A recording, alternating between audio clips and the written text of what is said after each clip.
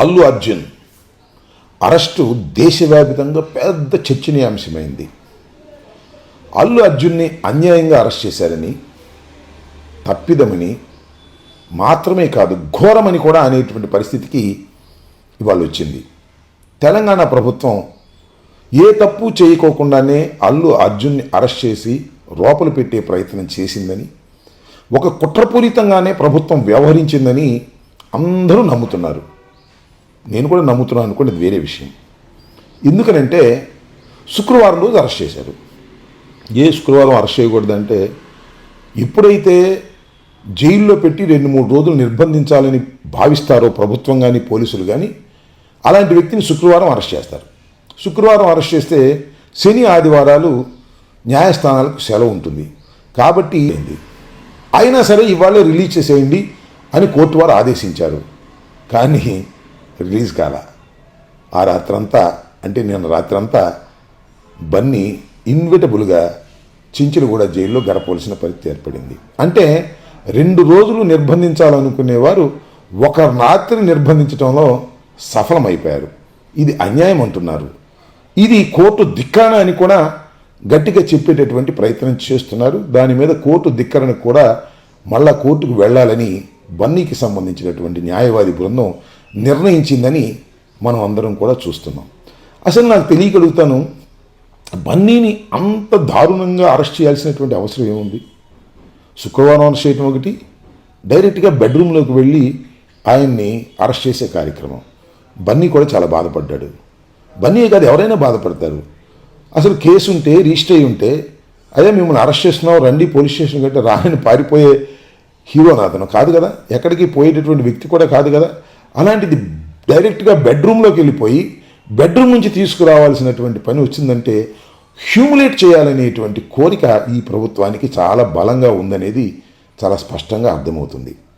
తెలంగాణ ముఖ్యమంత్రి రేవంత్ రెడ్డి గారిని మీడియా వాళ్ళు ప్రశ్నిస్తే చట్టం తన పని తాను చేసుకుంటూ పోతుందని చాలా పాత డైలాగు చాలా తాఫీగా చెప్పారు. ఇక్కడ అందరూ ఏమనుకుంటున్నారంటే చట్టం తన పని తాను చేసుకోవటం కాదు, చట్టాన్ని అడ్డం పెట్టుకొని బన్నీ మీద కక్ష తీర్చుకుంటున్నారు అనేదాన్నే ఎక్కువ ప్రజలు నమ్మారని కూడా ఈ సందర్భంగా నేను చెప్పదలుచుకున్నాను. ఇది ఎలా ఉంటే మరో కోణాన్ని మనం చూడాలి. అల్లు కుటుంబం, మెగా కుటుంబం, వీరిద్దరి మధ్యన ఏదో గ్యాప్ ఉందనేటువంటి మాటలు చాలా సందర్భాల్లో వింటున్నాం. సినిమా రిలీజ్ అయినప్పుడు కూడా కొన్ని చోట్ల ఇది చాలా గాఢంగా వినిపించింది. అయితే అల్లు అర్జున్ అరెస్ట్ అయిన తర్వాత చిరంజీవి గారు వెళ్ళారు, పలకరించారు. అలాగే నాగబాబు గారు వెళ్ళారు, పలకరించారు. కానీ బహిరంగంగా ఇది తప్పు అనే మాట మాత్రం ఎక్కడ మీడియా ముందు అనలేదు, కాముగా ఊరుకున్నారు. అన్నిటికన్నా మించి ఇంకొక విషయాన్ని ఇక్కడ ప్రస్తావన చేయాలి. మన రాష్ట్ర ముఖ్యమంత్రి, మన రాష్ట్ర ఉప ముఖ్యమంత్రి, వీళ్ళిద్దరూ అసలు ఏమీ తెలియనట్టే ఉన్నారు. అసలు ఏమీ జరగలేదన్నట్టుగానే ఉన్నారు. ఖండించడం సంగతి దేవుడు ఎరుగు, దాని ప్రస్తావన కూడా రాకోకుండా చక్కగా తప్పుకుని వెళ్ళేటటువంటి ప్రయత్నం చేస్తున్నారు. ఈ సందర్భంలోనే కాదు, పుష్ప రిలీజ్ అయి పెద్ద ఎత్తున కలెక్షన్లు వచ్చి హిట్ వచ్చి దేశ ప్రజలందరూ మెచ్చుకునే దశలో ఆంధ్ర రాష్ట్రంలో ఉన్నటువంటి ప్రముఖులు పుష్ప రిలీజ్ తర్వాత బన్నీని కొనియాడారు, ప్రశంసించారు. కానీ మెగా కుటుంబం, చంద్రబాబు నాయుడు గారు, పవన్ కళ్యాణ్ ఎక్కడా కూడా ప్రస్తావన చేయలేదు. అప్పుడు సైలెంట్గానే ఉన్నారు, ఇప్పుడు సైలెంట్గానే ఉన్నారు. ఈ నిశ్శబ్దం దేనికి సంకేతం అనేది ప్రజలు తీవ్రంగా చర్చించుకుంటున్నటువంటి అంశమని ఈ సందర్భంగా నేను చెప్పదలుచుకున్నాను. తోటి హీరో, బంధుత్వాలు పక్కన పెట్టండి, తోటి హీరోకి అన్యాయం జరిగినప్పుడు, తోటి హీరోని అన్యాయంగా అరెస్ట్ చేసి లోపల పెట్టినప్పుడు మరొక హీరో, ఉప ముఖ్యమంత్రిగా ఉన్న హీరో మౌనంగా ఉండటం అనేది న్యాయమవుతుందా, ధర్మమవుతుందా? మీకు మధ్యన కుటుంబ తగాదాలు ఉంటే ఉండవచ్చు, కానీ ఇలాంటి సందర్భంలో ఖండించకపోవటం మీ వ్యక్తిత్వాన్ని దిగదారుస్తుందనేది నేను ఇక్కడ చెప్పాలని అనుకుంటున్నాను. చాలామంది అనుకోవచ్చు, మెగా కుటుంబానికి అల్లు కుటుంబానికి మధ్యన అగాధాన్ని సృష్టించడానికి అంబటి రాంబాబు ప్రయత్నం చేస్తున్నాడు అని. చాలా పొరపాటు ఈ సందర్భంగా నేను చెప్తున్నా. వారి మధ్యన అగాధాలు ఎవరు సృష్టించలేరు. పెద్దవాళ్ళ తగాదాలు శాశ్వతంగా ఉండవు అని నేను చాలా బలంగా నమ్ముతాను. చాలా కుటుంబాలు బజారున పడ్డట్టుగా నటించిన అంతిమంగా కలిసిపోయినటువంటి ఉదాహరణలు చాలా ఉన్నాయి.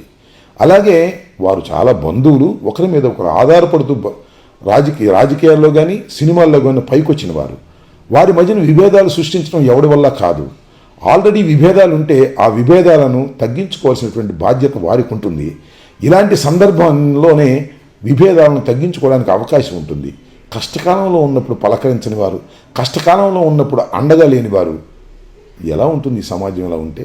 కాబట్టి ఈ మౌనం, చంద్రబాబు నాయుడు గారు అదేవిధంగా పవన్ కళ్యాణ్ గారు మౌనం అనేది సరైనటువంటి విధానం కాదు.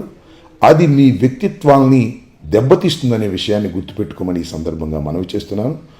బన్నీ సినిమా హిట్తో ఒక రేంజ్కి, అరెస్ట్తో మరొక రేంజ్కి వెళ్ళాడనే నగ్న సత్యాన్ని మీరు తెలుసుకోవాలని కూడా ఈ సందర్భంగా మనవి చేస్తున్నాను. జలసి ఉండొచ్చు, కోపం ఉండొచ్చు, ఆ పుష్పాన్ని నలిపేద్దామని కూడా అనుకోవచ్చు. పుష్పాన్ని నలిపేయచ్చు, అన్ని పుష్పాలు నలపలేము. కొన్ని పుష్పాలకు ముళ్ళుంటాయి, నలిపేటప్పుడు చేతులు రక్తసిక్తం అవుతాయి.